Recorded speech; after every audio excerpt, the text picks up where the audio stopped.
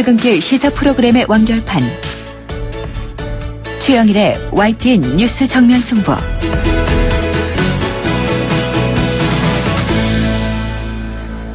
YTN 뉴스 FM 뉴스 정면 승부 2부 시작합니다. YTN 보도국 연결해서 국제 소식 알아보겠습니다. YTN 국제부의 서봉국 기자 연결돼 있습니다. 안녕하세요. 네, 안녕하세요. 네, 이 지구촌 관광지에 셀카주의보가 내렸다는데 어떤 소식인가요? 네, 페루의 유명 관광지에서 한국인 관광객이 사진을 찍다가 떨어져 사망하는 등 최근 셀카 관련 사고가 잇따르기 때문입니다. 네. 주 페루 대한민국 대사관은 현지 시각으로 지난달 28일 오후 28살 남성 김모 씨가 곡탁 폭포에서 사진을 찍다가 540m 아래로 떨어져 숨졌다고 전했습니다. 혼자 페루를 방문한 김 씨는 독일 관광객과 서로 사진을 찍어주다가 중심을 잃으면서 추락한 것으로 전해졌습니다. 페루 경찰은 수색 작업을 펼쳐서 지난 2일에 김 씨의 시신을 수습했습니다. 지난달 29일 페루의 또 다른 관광 명소인 마추픽추에서는 50대 독일인 관광객이 출입 제한구역에 들어가서 셀카를 찍다가 절벽 아래로 떨어져 숨졌습니다. 네. 또 태국의 유명 관광지인 콰이강의 다리에서도 지난달 셀카에 열중하던 일본 남성이 열차에 치여 크게 다치는 사고가 발생했는데요. 이 때문에 관광지 해변의 상어보다 셀카가 더 위험하다는 말까지 나오고 있고요. 각국이 예방 캠페인을 벌이면서 위험천만한 셀카를 자제해야 한다는 각성이 잇따르고 있습니다. 네, 이게 정말 위험한 일이군요. 많이들 조심하셔야 될 것 같습니다. 그리고 지구촌 테러 소식이 끊이지 않고 있는데요. 이번에는 사우디의 이슬람 성지에서 또 사건이 터졌다고요? 네, 이슬람 성지 가운데 한 곳인 사우디아라비아 메디나의 대표적인 사원 마즈시드 알라바이 등 사우디 곳곳에서 연쇄 폭탄 테러가 발생해서 적어도 4명이 숨졌습니다. 사우디 현지 방송은 자폭 테러범이 사원으로 들어가려다 저지를 당하자 폭발물을 터뜨렸다고 보도했습니다. 메디나에서 테러가 발생하기 직전에는 사우디 동부주 카티프의 사원에서도 자폭 테러범이 폭탄 조끼를 터뜨렸습니다. 사우디에 있는 사원과 쇼핑몰을 공격하겠다고 위협한 이슬람 급진 무장 세력 IS는 카티프 등 사우디 동부 시아파 거주 지역에서 끊임없이 테러를 자행해왔습니다. 앞서 사우디 항구 도시 제다의 미국 총영사관 인근에서도 자살 폭탄 테러가 발생해서 경비원 2명이 다쳤습니다. 네, 정말 테러가 너무 많습니다. 다음은 이제 우주과학 소식인데요. 이 지구처럼 생명체가 사는 행성을 탐사하기 위한 인류의 노력이 계속되고 있는데, 자, 이번에는 목성 탐사선이 목성 궤도 진입에 성공했다고요? 네, 미국 항공우주국 나사는 목성 탐사선 주노가 오늘 목성 궤도 진입에 성공했다고 밝혔습니다. 주노는 오늘 낮 정오부터 목성 궤도 진입을 위한 감속 엔진의 점화를 시작해서 12시 53분쯤 목성 궤도에 진입했습니다. 주노는 지난 2011년 8월에 발사돼서 5년 가까운 기간 동안 28km를 비행해서 목성 근처에 도달했습니다. 궤도 안착에 성공하면 앞으로 20개월 동안 목성을 37번 회전하면서 목성 탐사를 하게 됩니다. 네, 자, 또 다른 행성의 비밀이 곧 밝혀질 것 같고요. 그리고 이 브라질 올림픽 개막이 한 달 앞으로 다가왔는데 이 브라질의 치안 불안이 심각하다고요? 네, 8월 4일 리우데자네이루 올림픽 개막을 한 달 앞두고 리우 경찰들이 올림픽 치안을 책임지지 못하겠다면서 시위에 나섰습니다. 네. AFP 등 외신들은 리우의 경찰과 소방관 등 100여 명이 리우의 갈량 국제공항에서 정부의 임금 체불에 항의해서 지옥에 온 것을 환영한다. 혹은 리우를 방문하는 것은 안전하지 못하다라는 내용의 현수막을 거는 등 시위에 나섰다고 전했습니다. 네. 브라질 경제는 최악의 경기 침체로 허덕이고 있는데요. 리우주 정부도 심각한 재정난으로 몇 달째 경찰과 소방관들에 대한 공급을 주지 못하고 있기 때문입니다. 이로 인해서 리우의 치안은 갈수록 악화되고 있고요. 올 1분기 리우에서 발생한 살인 사건은 지난해 같은 기간에 비해 15%나 증가한 2,000건에 육박했습니다. 네. 남미에서 처음 열리는 이번 올림픽의 치안 불안에 대한 우려도 커지고 있습니다. 네, 정말 걱정입니다. 오늘 소식 고맙습니다. 네. 지금까지 YTN 국제부의 서봉국 기자였습니다.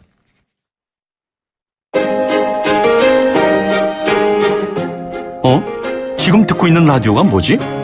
아하, YTN 라디오. FM 94.5MHz YTN 라디오.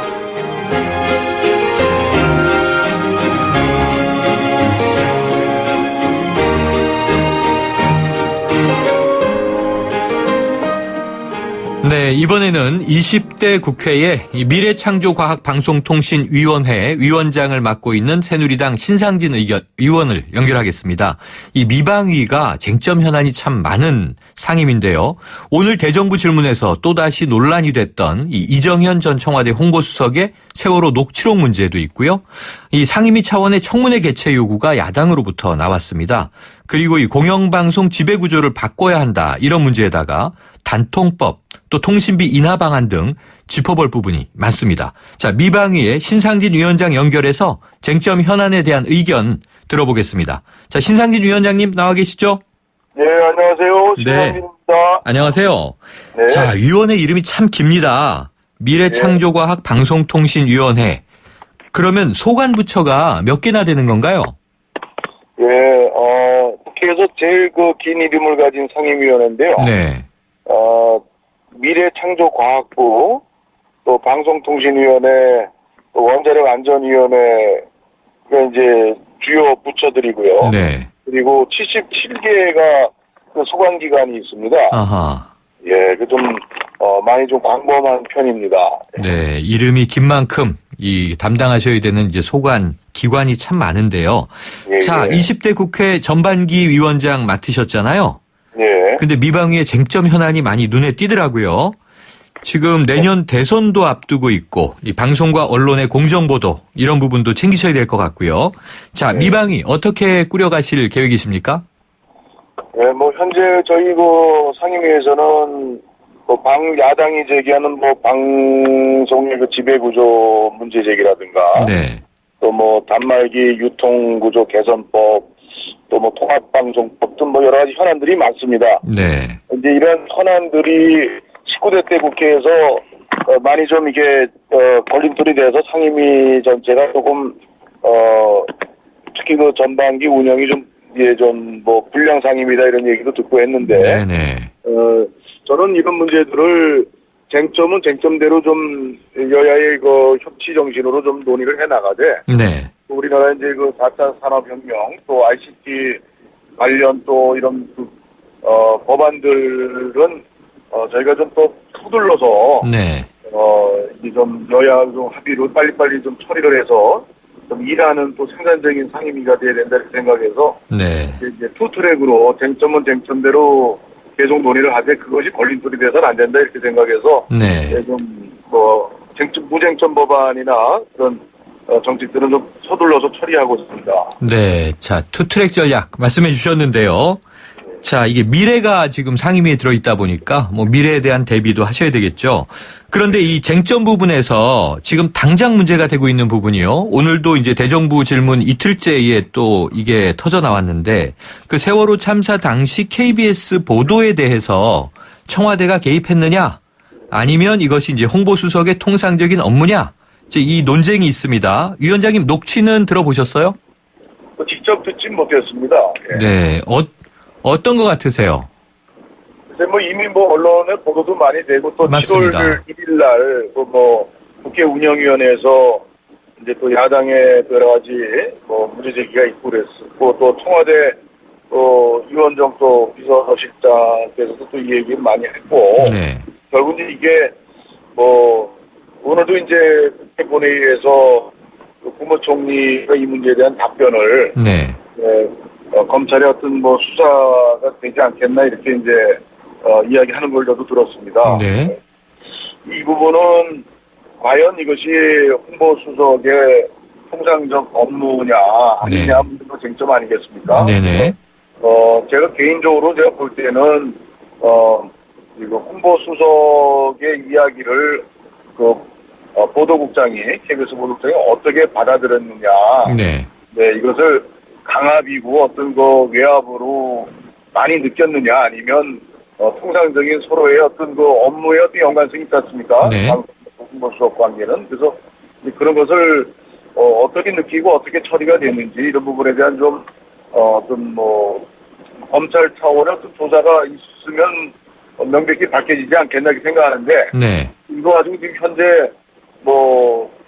저희 미방위에서 이걸 가지고 청문회 한다든가 하는 것은 미방위 사실은 청문회 가지고는 안 되죠. 네. 이미 운영위원회에서 여러 가지 있었는데 청와대가 만약에 이게 홍보수석이 관련됐다면 네. 홍보 관련된 걸 저희가 미방에서 뭐 청와대를 상대로 저희가 이게 뭐 청문회가 되겠습니까? 그래서 지금 뭐 여야 간사끼리 협의 중인 걸로 알고 있습니다. 네. 자, 미방위 청문회로는 안 된다. 그러니까 청와대를 담당하는 운영위에서 해야 되지 않겠느냐 하는 말씀하고요.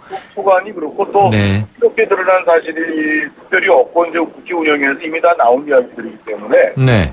따로 이거 청문회가 필요할지는 뭐 개인적으로 저는 좀 큰 의미가 없고 오히려 뭐 총리 답변에서 보듯이 뭐 검찰 수사가 진행이 된다면 그걸 지켜봐야 되지 않겠습니까? 네.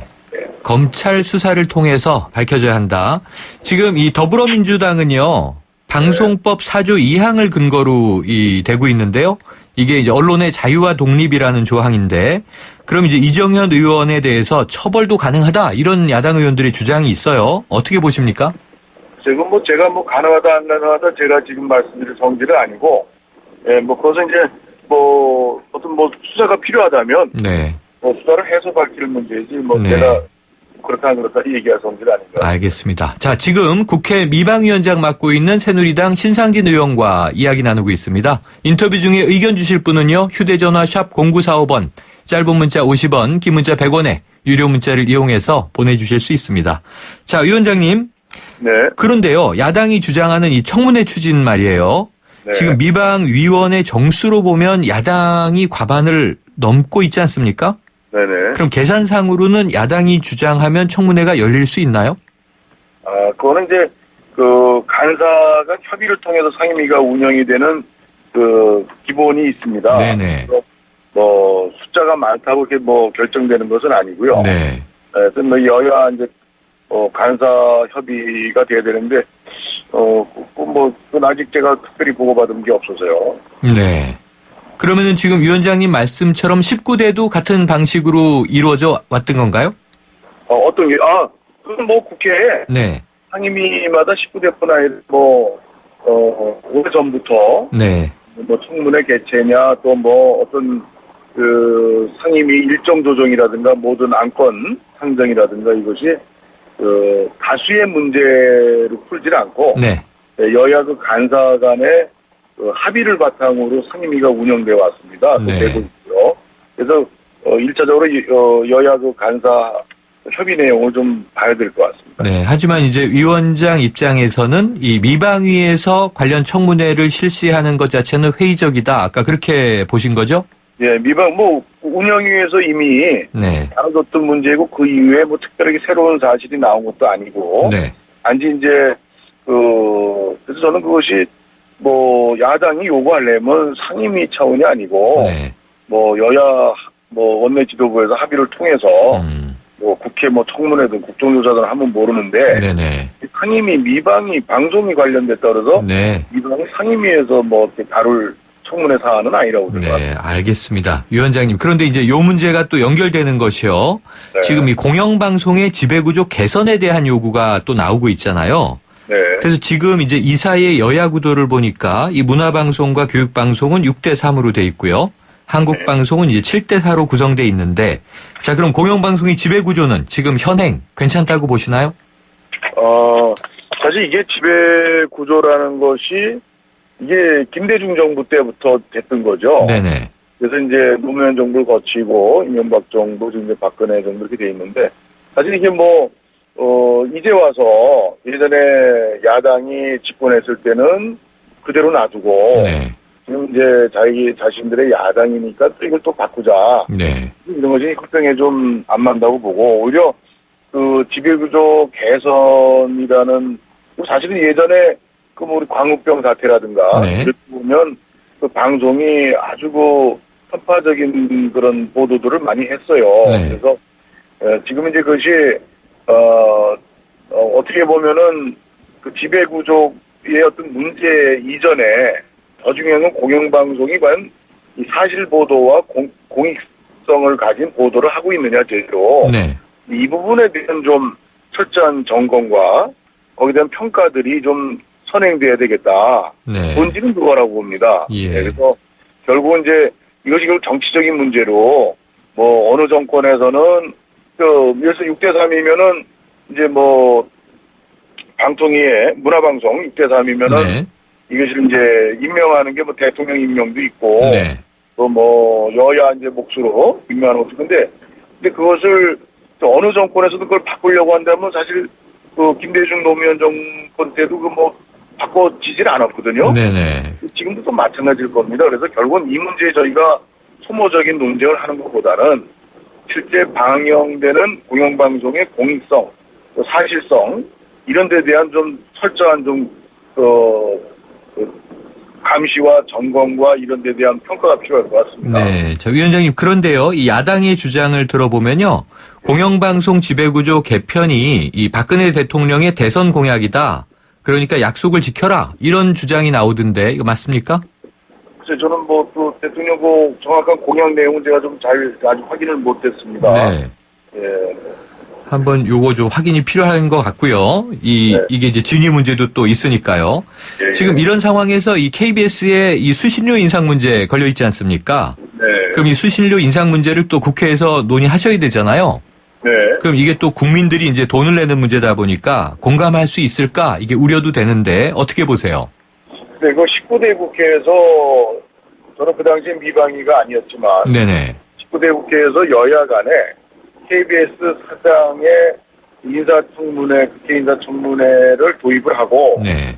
또 한편에서는 수신료 인상을 하기로 여야가 이제 미방위에서 합의가 됐다는데 네. 근데 이제 그 KBS 사장 인사청문회만 통과가 되고 네. 수신료 인상 부분은 이제 처리가 안 됐다고 얘기를 들었어요. 네. 그래서 지금 뭐 지상파 방송들이 그 아마 광고 시장이 굉장히 분리하기 어렵게 돼서 호소들을 많이 하는 걸 제가 들었어요. 네. 그래서 이 수신료 인상 문제는 사회적 국민적 동의를 동의를 얻는 과정이 필요하지 않겠나.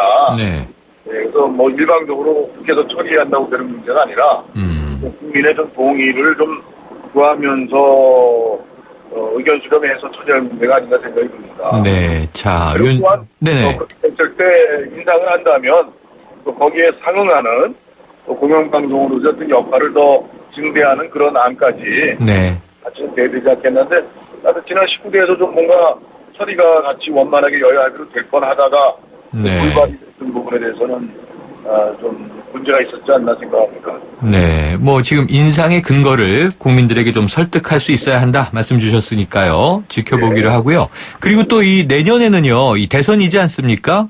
네. 그런데 이제 대선임과 동시에 이게 3년마다 한번 돌아오는 종편 심사가 있습니다. 네. 그럼 종편 재승인 어떻게 준비할 계획이신가요? 이제 동편을 우선 재승인하는 문제는 뭐 방통위 소관이죠. 네네. 네, 방통위 소관인데 뭐 방송의 그 평가 기준들이 있을 겁니다. 네네. 뭐 재승인의 요건들. 네, 그런 것들에 종편이 부합하는가. 뭐 그 부분은 아마 방통위에서 잘 평가를 해야 된다고 생각합니다. 네. 자, 이 종합편성 채널 보도 내용이 좀 정권 편향적이고 자극적이다. 이런 이제 일각의 지적들에 대해서는 위원장님은 어떤 입장이세요? 글쎄 좀 뭐 종편들이 좀 이제 보수적인 시각을 갖고 있는 건 사실인데, 네. 뭐 특별히 이제 지금 정권에 대해서 무슨 편향적이다. 그렇게 보진 않아요. 보수적이긴 한데. 네네.